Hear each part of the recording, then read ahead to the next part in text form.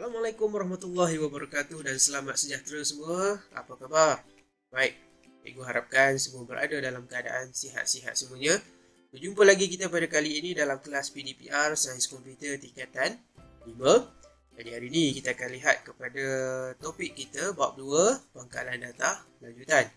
Hari ini cikgu akan fokuskan kepada subtopik 2.1.1 berlakar ERD, iaitu Entity Relationship Diagram bagi permasalahan yang diberikan.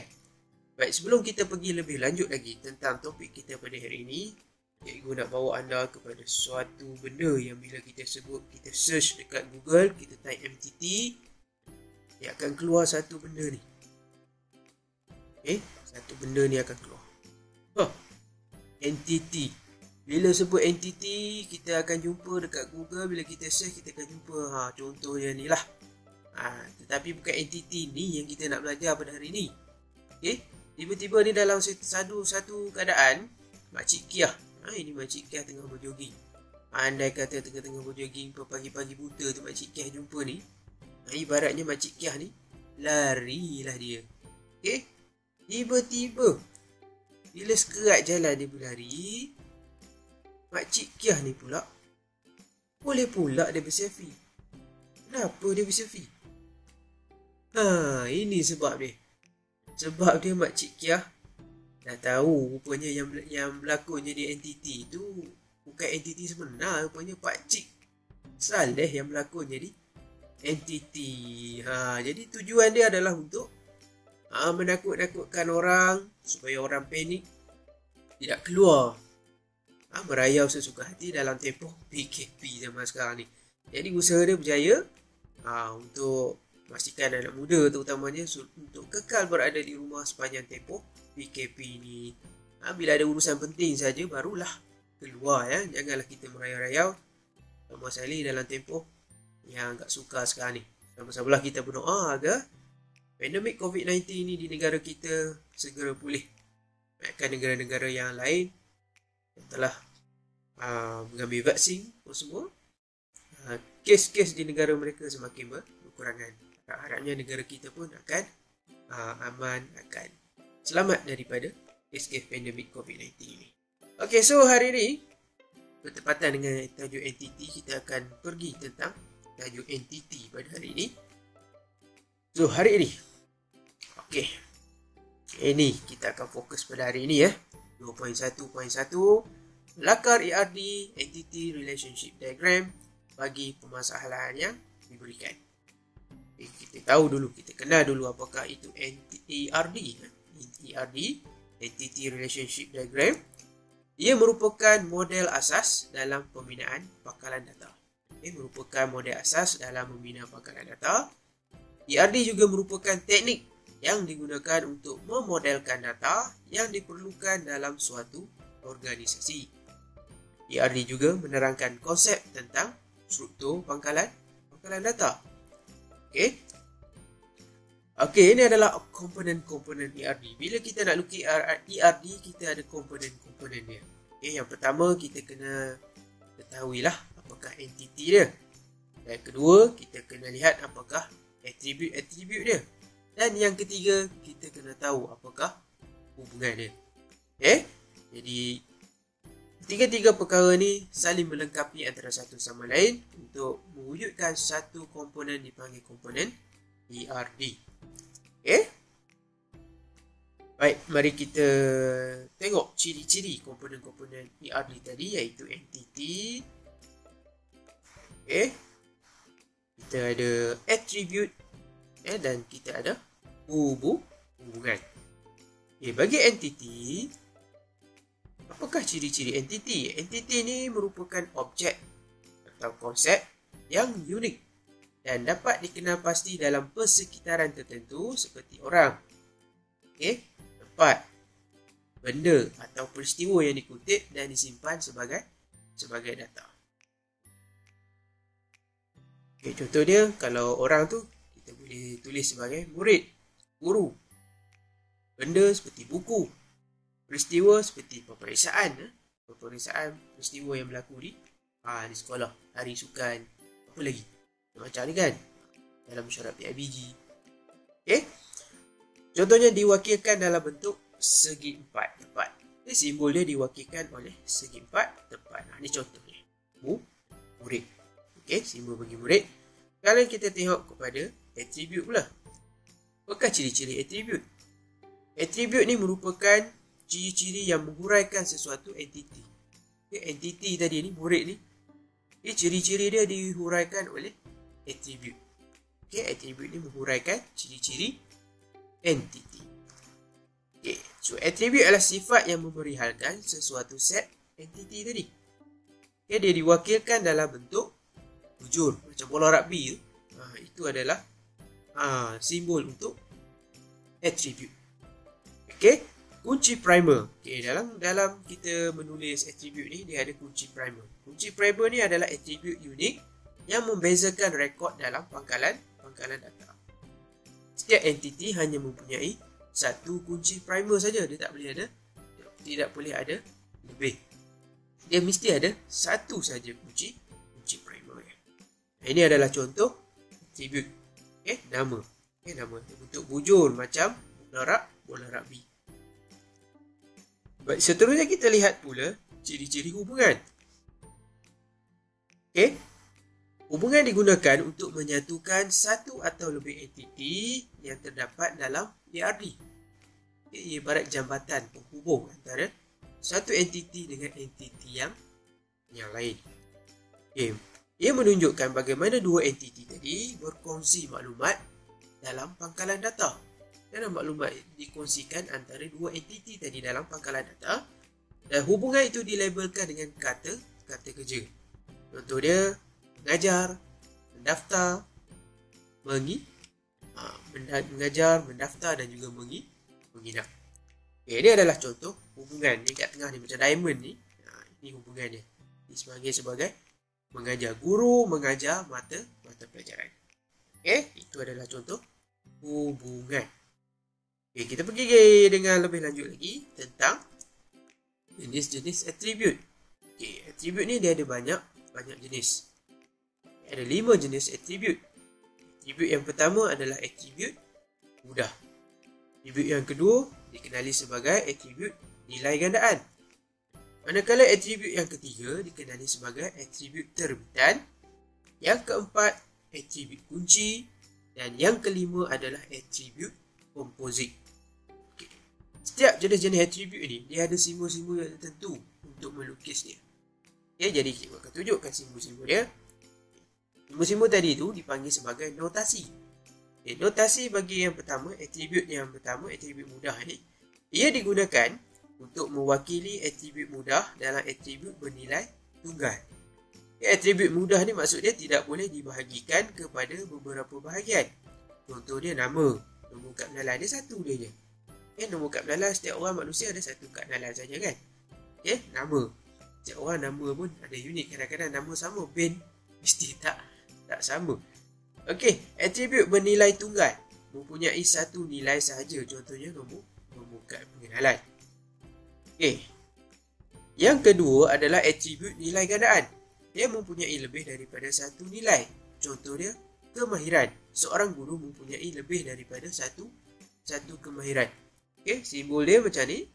Dia ada satu lagi line. Dia double line. Double line pada bulatan notasi atribut tadi. Kemudian yang ketiga, atribut terbitan. Dia terhasil berasaskan atribut lain.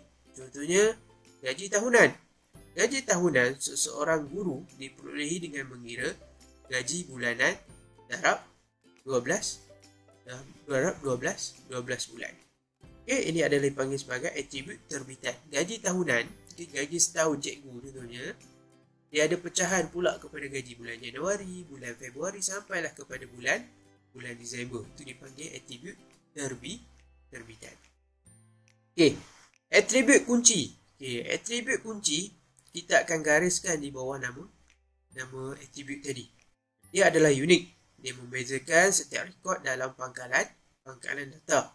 Contoh dia, nombor kad pengenalan, nombor kaki tangan, nombor metrik, nombor daftar pelajar. Itu adalah contoh atribut kunci. Manakala atribut komposit pula, merupakan atribut yang boleh dipecahkan kepada beberapa bahagian. Contohnya bila kita sebut alamat. Alamat tak lengkap kalau kita tulis alamat rumah je. Nombor 23. Jalan Seroja. Contoh dia. Duduk kat mana? Taman dekat mana? Daerah mana? Negeri mana? Taman Seroja ni banyak. Bukan saja dekat Pahang saja. Bukan saja dekat Perlis saja. Seluruh Malaysia pun ada nama Taman Seroja. Jadi contoh alamat dia boleh dibahagikan kepada jalan mana, bandar mana dan juga postcode. Kalau tak marahlah Abang Food Panda, Abang Grab nak cari rumah tak jumpa-jumpa kan. Jadi kenalah ada alamat yang penuh supaya mudah untuk dicari. Okey, seterusnya kita lihat pula tentang kekardinalan. Dalam topik ni kita kena tahu juga tentang kekardinalan. Kekardinalan ni merujuk kepada hubungan dari segi kuantiti data antara suatu entiti dengan entiti yang lain. Jenis kekardinalan ni terbahagi kepada dua. Yang pertama, kekardinalan minimum. Dan yang kedua adalah kekardinalan maksimum. Kita lihat dulu ciri-ciri kekardinalan minimum ni. Ia merupakan minimum data suatu entiti berkait dengan entiti yang lain. Contohnya, seorang guru mengajar sekurang-kurangnya satu mata pelajaran. Maka, kekardinalan minimum ialah satu kerana seorang guru mesti mengajar sekurang-kurangnya satu mata pelajaran. Minimum cikgu tu kena ajar kurang-kurangnya satu mata pelajaran. Tidak ada guru yang tidak akan mengajar. Walhal kalau kat pengetua kat sekolah kita pun mengajar.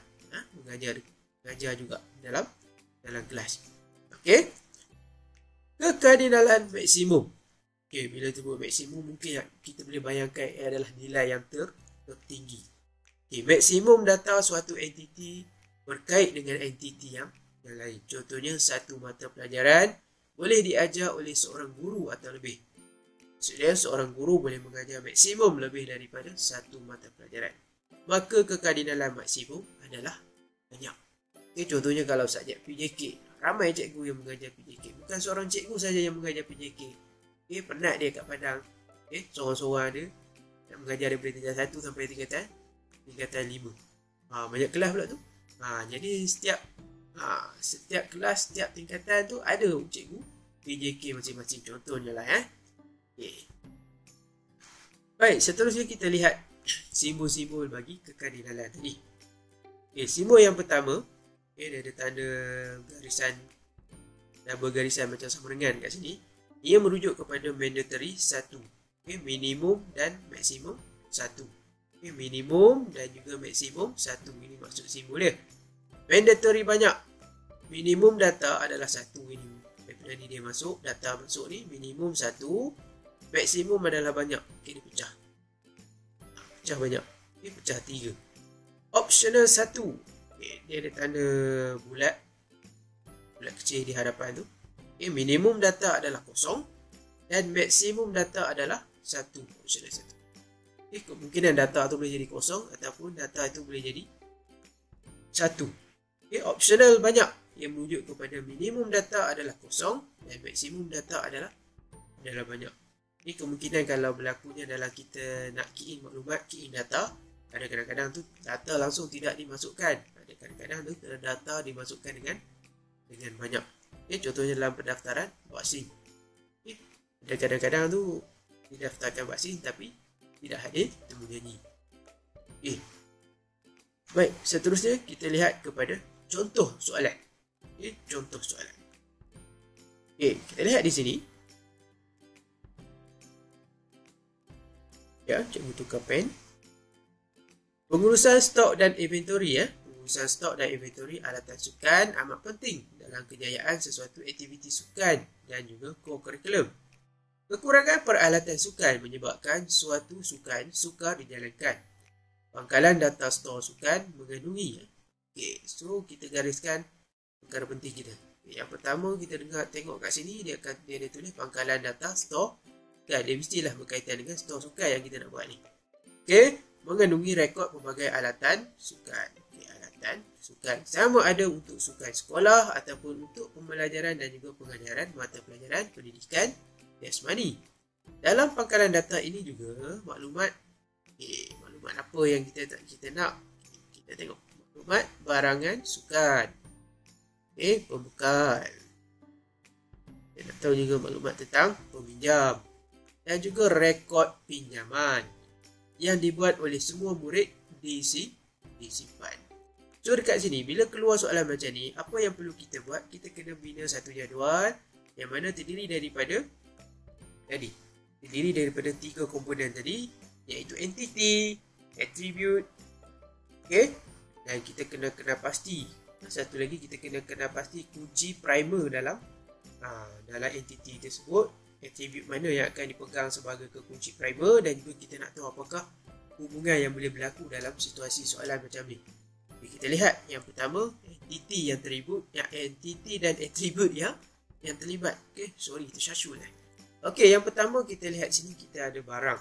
Kita ada barang peralatan dalam sukan. So attribute bagi barang terdiri daripada boleh tulis sebagai nombor barang, nama barang, kuantiti dan juga harga barang. Contoh dia. Nama barang, nombor barang, nama barang, kuantiti dan juga harga unit, supaya kita boleh cas kepada apa-apa aja siapa yang hilangkan barang tu berapa harga dia kena bayar balik. Entiti yang kedua melibatkan murid, kan ada perkataan murid kat sini. So murid mestilah kita nak tahu apakah ID murid, nama murid dan juga kelas mana. Yang ketiga adalah entiti pinjaman. Peristiwa yang berlaku kat sini adalah pinjaman, di mana kita kena tahu apakah nombor pinjaman untuk mudah kita rujuk. Kemudian kita nak tahu bila tarikh dia pinjam dan juga tarikh dia pulang. Yang ketiga adanya pembekal. Pembekal, kita nak tahu apakah nombor pembekal, nama pembekal tu siapa dan juga alamat dia, daripada mana dia bekalkan barang kita, supaya mudah untuk kita hubungi dia sekiranya ada berlaku apa-apa masalah untuk mudahkan rujukan kita. Dan kita kena pasti kunci primer. Kunci primer, ingat nilai dia adalah unique. So dekat sini kita lihat yang pertama entiti barang, agak-agak apalah yang kita boleh ambil sebagai kunci primer. Agak-agak apa? Baik. So kat sini yang paling sesuai nilai yang unik adalah nombor barang, betul tak? Ya, betul. Attribute dia adalah nombor barang. Yang kedua murid. Murid kamu nak ambil apa? Setelah kita akan ambil ID murid. Nama murid tak boleh sebab dalam kelas mungkin ada nama dua murid yang nama dia sama, cuma bin je yang lain-lain. Jadi ID murid kita ambil sebagai kunci primer dia. Dan yang ketiga pinjaman. Nampak dah. So nilai dia adalah nombor pinjaman. Dan yang ketiga pembekal. Semestinya kita akan ambil nombor pembekal. Dan kenal pasti hubungan antara entiti. Apakah hubungan tadi? Jangan nak mengarut dalam kertas peksa tulis hubungan silaturahim. Tak nak, salah tu. Jadi antara hubungan yang boleh menghubungkan antara entiti itu adalah meminjam, merekod dan juga membekal. Siapa yang pinjam, siapa yang rekod, siapa yang bekal. Sini cikgu nak tunjukkan contoh ERD yang telah siap dilukis. Contoh dia. Kita ada sini contoh entiti kita tadi murid, kita ada barang, kita ada pembekal dan kita ada pinjaman. So attribute bagi murid tadi kita letak nama murid, ID murid dan juga kelas. ID murid ni merupakan kekunci primer, so kita gariskan nilai ID murid tadi sebagai kekunci primer. Bagi barang, kita ada nombor barang sebagai kunci primer, kita ada nama barang, kuantiti dan juga harga seunit. Kemudian pinjaman, kita ada tarikh pulang, nombor pinjaman sebagai kunci primer dan juga tarikh pinjam. Dan last sekali kita ada pembekal. Di pembekal kita ada nombor pembekal sebagai kekunci primer, nama pembekal dan juga kita ada alamat. Alamat ni kita pecah pula kepada atribut komposit, iaitu postcode, bandar, nama jalan dan juga negeri. Dan kita ada dipanggil sebagai hubungan dekat sini, murid meminjam barang. murid meminjam barang, dan kita ada juga nilai kekardinalan kat sini. Nilai kekardinalan. Kemudian kita ada sini barang. Barang, pembekal. Siapa yang bekal barang? Pembekal, ya, betul. Pembekal, banyak pembekal. Membekal barang. Membekal barang. Membekal mungkin boleh jadi satu ataupun banyak barang yang dibekalkan. Murid, apa fungsi murid kat sini? Murid dia pinjam barang tadi. Dalam sistem kita ada sistem pinjaman. Sistem pinjaman dia akan merekod siapa yang pinjam barang tadi. Murid tadi pinjam barang tadi kan. So pinjaman merekod murid yang pinjam barang. So itu saja untuk topik kita pada kali ini kaitan dengan topik 2.1.1 melakar ERD. Nantikan latihan yang selanjutnya di dalam grup WhatsApp kita. Cikgu akan maklumkan latihan selanjutnya dalam grup WhatsApp. So jumpa di dalam grup WhatsApp kelas kita. Sampai jumpa lagi untuk next class, dan video ini anda boleh tonton semula di mana? Di channel YouTube Cikgu, www.youtube.com/c/Cikgu Syahnur. Kamu pergi ke playlist Sains Komputer dan kamu akan dapatlah video-video PDPR berkaitan dengan kelas Sains Komputer kita. Sampai berjumpa lagi. Jangan lupa guys, buat ulang kaji. Slide ni jangan lupa salin di dalam buku nota anda. Sampai jumpa lagi. Assalamualaikum warahmatullahi wabarakatuh. Bye-bye.